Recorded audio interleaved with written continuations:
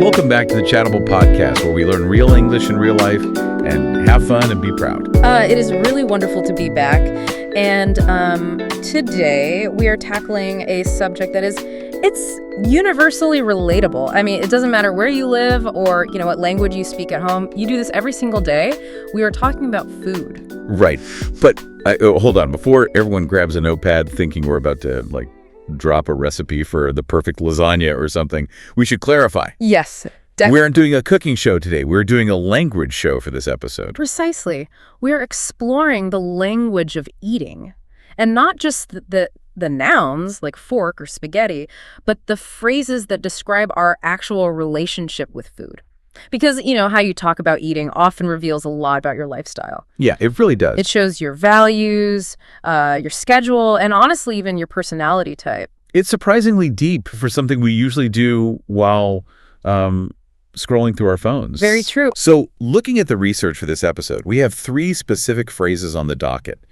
And they seem to cover a pretty wide spectrum. They really do. Like, we have one that touches on ancient philosophy, one that drags us into the wild animal kingdom, and then one that is just, pure messy indulgence. It's a journey from the brain to the instinct to the heart, or maybe the stomach. Definitely the stomach. Mm-hmm.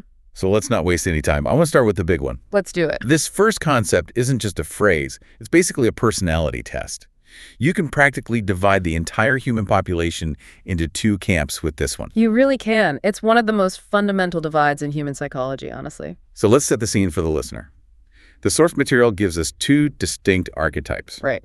First, you have person A, the foodie. Ah, yes, the foodie. This is the person who treats a restaurant menu like it's a sacred text. They study it. Exactly. They know the chef's name, they know exactly where the heirloom tomatoes were grown, and they're constantly hunting for that next great flavor experience. Right. For them, the meal is the main event. It's the entire destination of their evening. Exactly. And then you have the other side of the coin, person B. The complete opposite. Right. The source describes this person as someone who maybe barely eats enough, or they literally see eating as a chore. A burden, almost. Yeah. I actually have a sibling like this. They will drink those powdery meal replacement shakes just because chewing takes too much time. Wow. Yeah. They view hunger as an annoying notification from their body that they just have to swipe away so they can get back to work. That archetype is so fascinating. It's a very utilitarian approach to biology. It is. And the phrase that separates the shake drinkers from the rest of us is the distinction between eat to live and live to eat. Eat to live versus live to eat. It sounds so simple. It does almost like a nursery rhyme, but there is so much packed into that reversal of words. Before we really dig into the mechanics of it, I have to ask, where do you fall? Oh, I am firmly in the live to eat camp. No question. Really? Oh, yeah. If I have a bad lunch, it completely ruins my afternoon. I feel physically cheated out of joy. What about you? Oh, 100% live to eat. I mean, I spend breakfast thinking about lunch, and then I spend lunch thinking about dinner. Exactly. But I'm curious, is this just a modern thing? Mm-hmm. Because it feels like foodie culture is a creation of, the Instagram age, taking pictures of your brunch and all that. That's what most people think. We kind of assume this is a byproduct of modern abundance in social media. Right. But if you look at the history, this distinction is actually ancient. The source material traces this concept all the way back to Socrates. Wait, Socrates, like the guy with the toga in ancient Greece? The very same. And here's where it gets really interesting. We toss this phrase around casually now, but for Socrates, this was a serious philosophical line in the sand. How so? Well, he was reportedly the one who originally said, "Other men live to eat while I eat to live." Wow. Okay, so when he said it, he wasn't just describing his, daily diet plan. He was making a major moral judgment. Absolutely. It was a diss, to use modern parlance. You have to remember the context of ancient Greek philosophy here. Okay, set the stage for us. You had different schools of thought. You had the Stoics, who believed in strictly controlling your passions. And then you had the Epicureans, who were often associated with seeking pleasure and enjoying good food. I see. So for Socrates, the body was just a vessel for the mind. The intellect was everything. If you were living to eat, you were letting your base instincts drive the bus. You were just giving in to your biology. Exactly. You were a slave to your belly. That is heavy. So originally, eating to live was considered the superior moral position. Oh, undoubtedly. It meant you were disciplined, you were intellectual, and you were above earthly pleasures. Exactly. It meant you treated food as mere fuel. You put gas in the car so the car can drive you to the library. I love that. You don't buy the car just to sit at the gas station and pump fuel into it all day. That would be absurd to Socrates. That is a great analogy. Uh-huh. But it's so funny how that is completely flipped in the 21st century. It really has. Because today, if I tell someone I live to eat, I'm not saying I'm a glutton who lacks self-control. No, not good. I'm usually bragging. I'm saying I have good taste, I appreciate fine culture, I know where the best sushi spot is. You're right. We have completely inverted the social status associated with the phrase.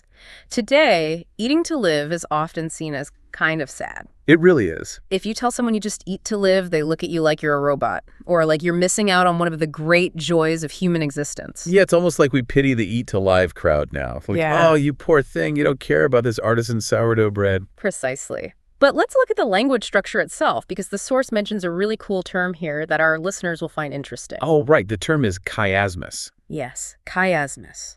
It sounds like a muscle in your lower back. Like, oh man, I pulled my chiasmus at the gym. It does, doesn't it? But it's actually a rhetorical device from literature. Okay, break that down for us. What is a chiasmus? A chiasmus is when you take two parallel phrases and you reverse the order of the words in the second one to create a contrasting meaning. So it's a structural flip. Exactly. Okay. Think of it as A-B, then B-A. So in this specific case, eat is A and live is B. Right. So the first half is eat to live.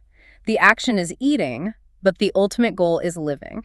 And then we do the flip. Then we flip it to live to eat. Now, living is just the setup and eating is the actual goal. That's fascinating. The chiasmus creates a mirror image, but the reflection is totally different. It shifts the center of gravity of your entire life with just two words. It's amazing how swapping two words changes the entire worldview.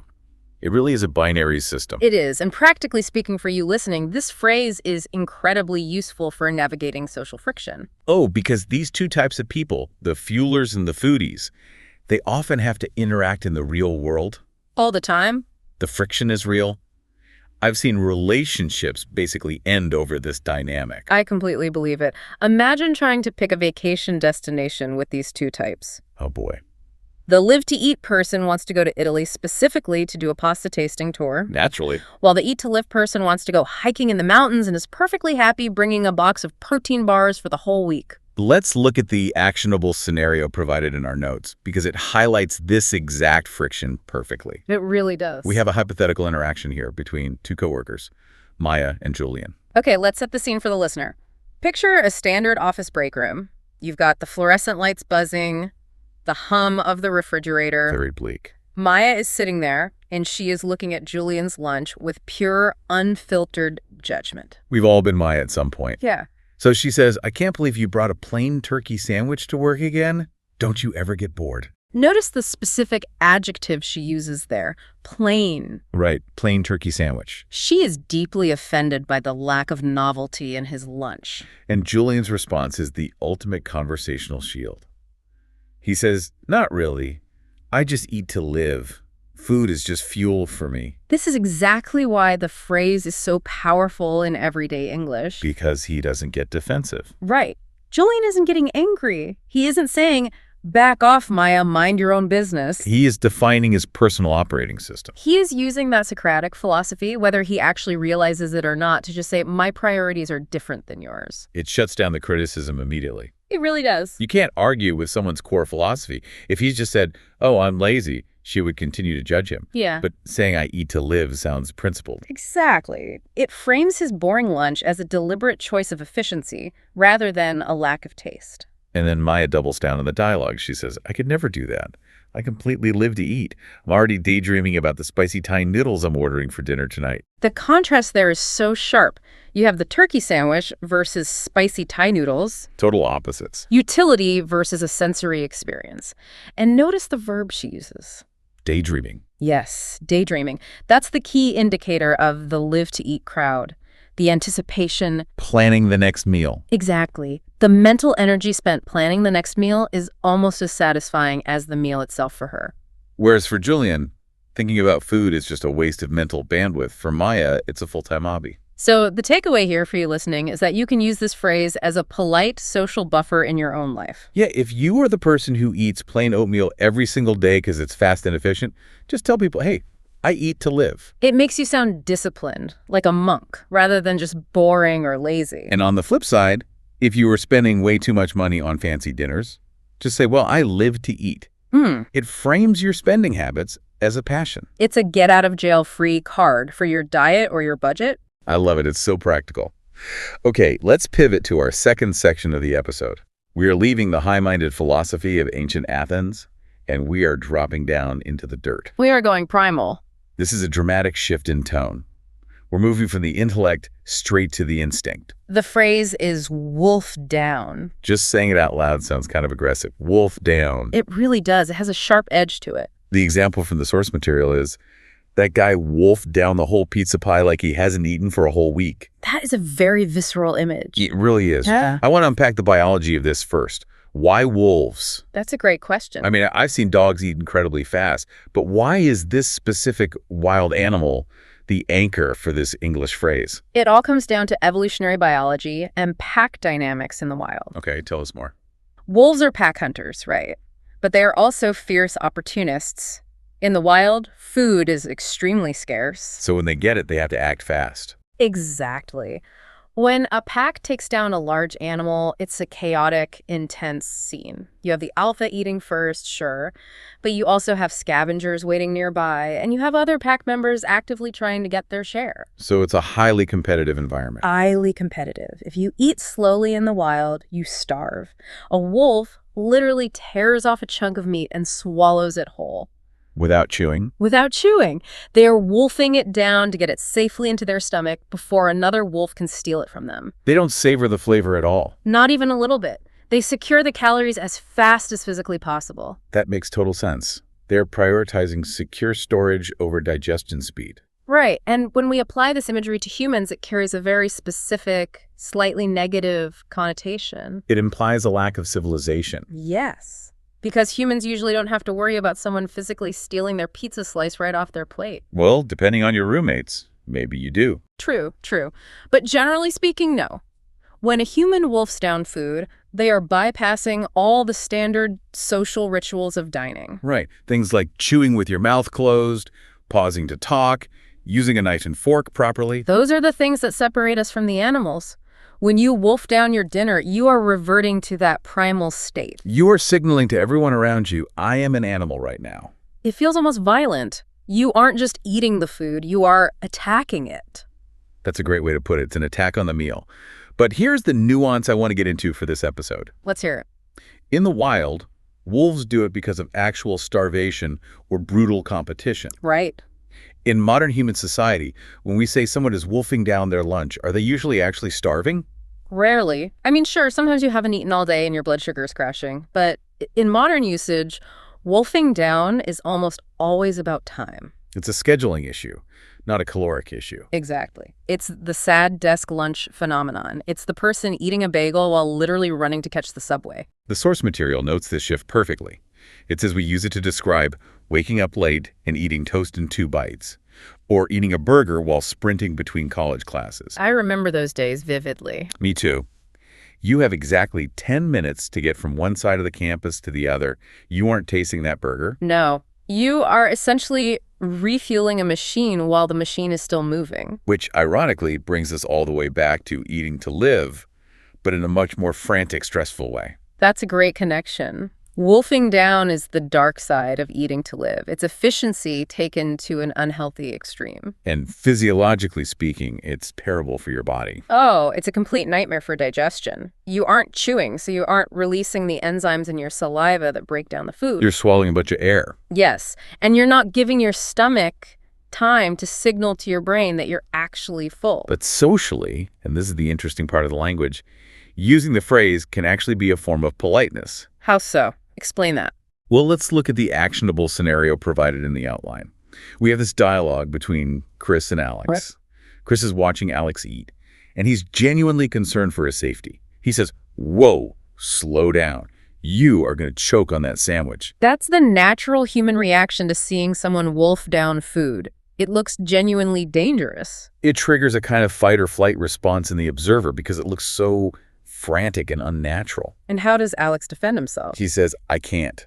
My next meeting starts in exactly 4 minutes, so I have to wolf this down right now. There it is, the justification for the behavior. If Alex just ate like a maniac without saying anything, Chris would think he was incredibly rude or, raised by actual wolves. Right, he would just look like a slob who doesn't know how to act in public. But by proactively saying, I have to wolf this down, he is acknowledging the breach of social etiquette. He is saying, I know this looks bad.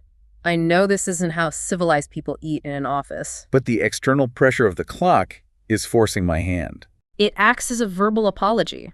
It frames the bad behavior as a necessity rather than a personal preference. He's saying, I'm not a barbarian, Chris. I'm just an overworked employee. It's a very useful phrase for the corporate world. If you are on a Zoom call and you absolutely have to eat, you can turn off your camera and type in the chat, sorry, wolfing down lunch, be right back. And everyone immediately understands. It communicates urgency. It says, I am prioritizing my work over my own digestion, which in our modern culture is sadly seen as a virtue sometimes. So true. It's a badge of honor in the whole hustle culture mindset. Like, oh, I was so busy today, I had to wolf down a protein bar in the elevator. It implies importance. It says, I am simply too important to chew my food. I am too important to chew. I'm definitely going to use that line. Okay, so we've had the philosopher and we've had the predator. Now we are going to swing the pendulum all the way to the other extreme. We are entering the realm of the hedonist. The third and final phrase for this episode is bathe in.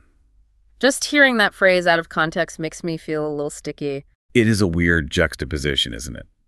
The source example is, if you bathe the bread in that tomato soup, it will be super yummy. It's striking because the word bathing is usually about hygiene. Right. It's about water, soap, getting clean. It's a purifying act. You bathe a baby. You bathe yourself after a sweaty workout at the gym. But when you apply the word bathe to food, you are completely flipping the meaning. You aren't cleaning the food, you are dirtying it. You are completely drenching it. It implies total, complete immersion. This isn't just a dip. No, dip is tentative. Dip is polite. You dip a tortilla chip in salsa, you just get the edge coated. Right. Bathe implies drowning the solid object entirely in the liquid. And the liquid in this context is never water. You don't bathe your bread in water. That would be horrifying. No, you bathe it in fat. You bathe it in pure flavor. Butter, heavy cream sauce, rich gravy, maple syrup. It implies extreme richness. It's a very sensory metaphor. It evokes the physical feeling of being surrounded by something warm and comforting. It really is the ultimate live-to-eat phrase. Think back to Julian and his dry turkey sandwich from the first segment. Oh, Julian is definitely not bathing that sandwich in anything. Julian is fundamentally afraid of sauce. He is. But the bathe-in crowd, they want excess. The source notes some specific food pairings here that really paint the picture for us. Yeah, the first one is fries and ketchup. But we aren't talking about just a tiny dot of ketchup on the plate. No, we're talking about those people who make a massive puddle of ketchup and submerge the entire French fry until you can't even see the potato anymore. Then there's pancakes in maple syrup. You want them swimming on the plate. You want that total sponge effect where the pancake absorbs everything. And the most decadent one on the list, lobster and melted butter. Oh, that is the absolute gold standard for this phrase. When you eat lobster, the meat is really just a vehicle for the butter, let's be honest. You want to bathe every single crevice of that meat in the liquid fat. It's interesting because wolfing down is so active. You are aggressively attacking the food. Bathe-in feels almost passive by comparison. What do you mean by passive? Well, you are letting the food surrender to the sauce. You're just letting it soak. That is a brilliant distinction. It's all about saturation. It's about maximizing the surface area of flavor. And there is a real psychology of abundance going on here. Like you have more than enough. Exactly. If you are bathing your food, it implies you have more sauce than you technically need. You aren't rationing your condiments. It's the direct opposite of scarcity. It's pure luxury. Even if it's just cheap ranch dressing on a leftover pizza crust, the act of bathing it feels luxurious and indulgent. It's a total rejection of diet culture, too. You can't bathe a salad in heavy dressing and then claim you're being healthy. It's a full admission of indulgence. You're owning it. Let's look at the scenario for this phrase. We have a dialogue between Emma and Noah. Okay, set the scene for this one. They are out to dinner, eating garlic bread, which is, of course, a staple of the live-to-eat diet. Naturally. Emma says, this garlic bread is amazing, but it's a little bit dry on its own. A very common culinary tragedy. Dry bread is the worst. And Noah steps in as the wise culinary guide here. He says, oh, you're doing it wrong. You need to completely bathe it in leftover pasta sauce at the bottom of the bowl. I love that specific detail. The leftover pasta sauce at the bottom of the bowl. That is usually the absolute best part of any Italian meal. It has all the residual olive oil, the little toasted garlic bits, the highly concentrated flavor. It's liquid gold. And Noah explained the physics of the technique to her. He says it absorbs all the garlic and olive oil.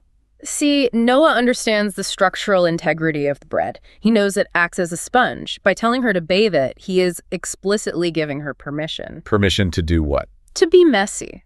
There is a natural social hesitation to be messy with food in public, to really get your hands dirty and dig in. That's true, especially at a nice restaurant. By using the word bathe, which is obviously a hyperbole, he is telling her, don't be shy. Go for it. Ruin the structural integrity of the bread to save the flavor of the bread. That makes perfect sense. If he just said put a little sauce on it, she might just delicately dab the corner. Right. But bathe, it is a direct instruction to let go of your inhibitions. It emphasizes a huge level of enthusiasm.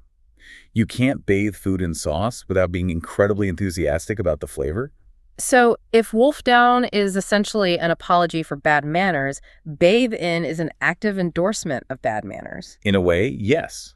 It's saying, this tastes so unbelievably good, who cares if it's messy or improper? It prioritizes pure pleasure over strict propriety. We have really covered the full spectrum of the human experience here today. It's amazing, isn't it, when you really break down the language? We started with the mind, the high-level Socratic philosophy of eat to live versus live to eat. The big question, are you an efficient, logical machine, or are you a passionate sensory explorer? Then we went straight to the body.